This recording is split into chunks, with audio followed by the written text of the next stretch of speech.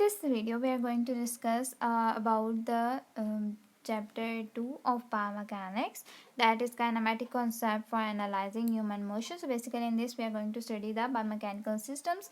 Mechanical system is like that. Before determining the any nature of the movement, we have to know what is our interest, what we want to know about any movement, what we want to learn from any, or what we want to know from that movement. So basically if we say that if we want to analyze full body motion or full body movement, so or for general motion, so general motion is like that. For example, if a person is throwing a ball from his right hand or from his right arm, so a person who from overhand should throw full overhand throw. So if a person throw a ball, so throwing a ball from his hand, so his hand performing a motion that is angular because they are in central of axis or around the axis of rotation, and the other is angle motion of ball that is linear. So basically this is the mechanical system because the balls show linear motion. Then we are going to study the standard reference terminologies, in which first we are going to study the anatomical reference position. Basically, anatomical reference position is like that. Before initiating any movement, we have to take that position. So anatomical reference position is like that. If we draw, sorry, my drawing is not too good. So if we draw like that, there is a man who is standing in a erect standing position with feet slightly apart. His feet is slightly apart, so or separated. So and the arms are hanging relaxed at the sides in a simple like, and the face are, or the palms of the face, that is just right hand, the front of the hand is facing forward. So this is like that. If we say palms facing towards the wall, that is like that. So this side is basically, this side is the palm side.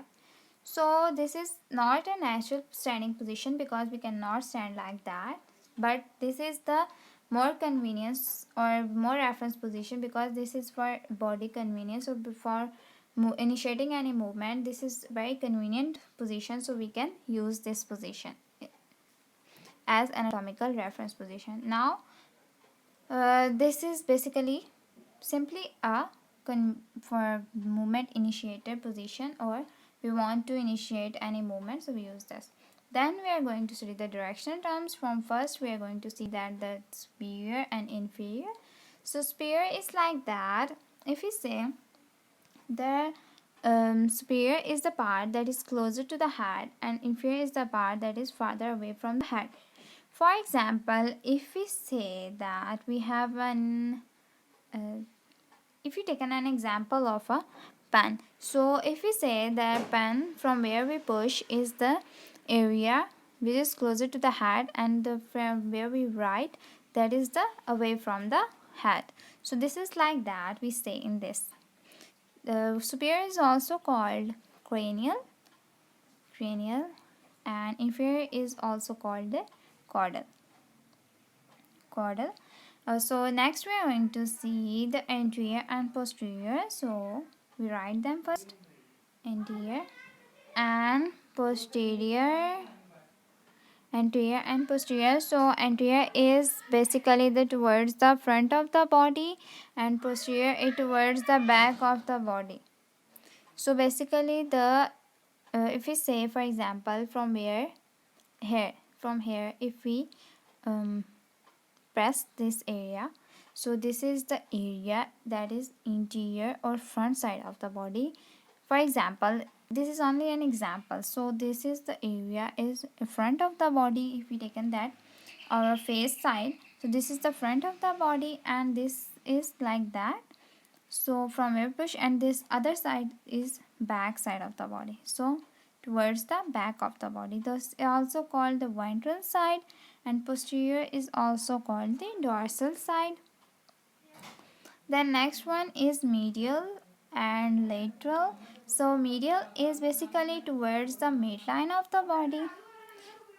So medial is like that. If we take an example of our hand like that,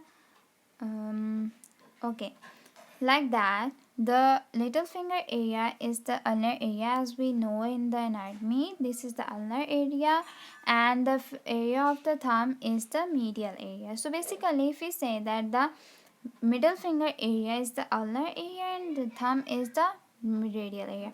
So the if we standing in an anatomical erect position, the palm facing towards the wall, so basically the little finger area is medial as compared to the lateral, as compared to the thumb area, because the little finger or ulnar area is medial to the radius area as compared to the as compared to radius area, medial to, because this is near to the midline. Medial is basically towards the midline and lateral is away from the midline. So this is like that.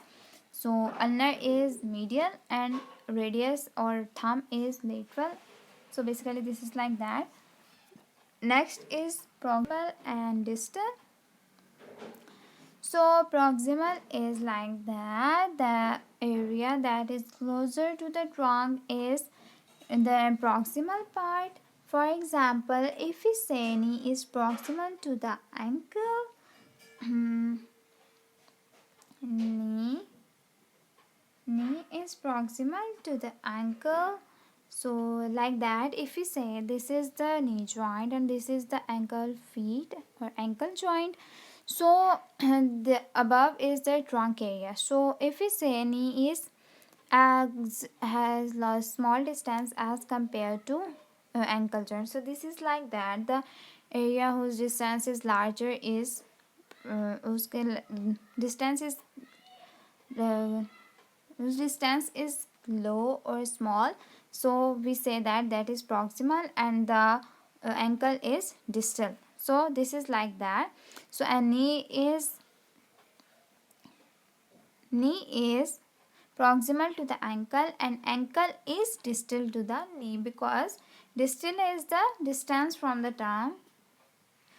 So basically if any part is away from the trunk, so this is like that. Other example is wrist and elbow.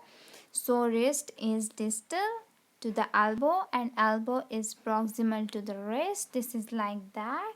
Basically this is an simple examples as we taken from that. Then other is superficial superficial and deep. Superficial is basically, if we say this is the pan, we are only taken the example. So basically if we say this is the pan, so the upper surface is like that, this is the superficial area, and the pan or tip inside them is the deep inside or deep area. So superficial is towards the surface of the body and deep is inside the body or away from the body surface.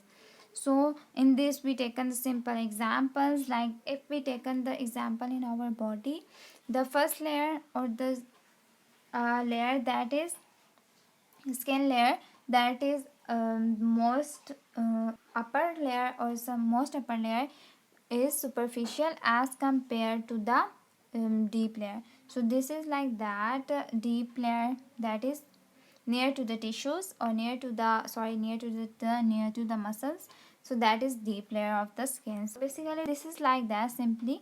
So in this lecture we are discuss in detail about the mechanical system, anatomical reference position, and anatomical direction terms. Next we are going to study the anatomical reference planes, reference axis, and then some movements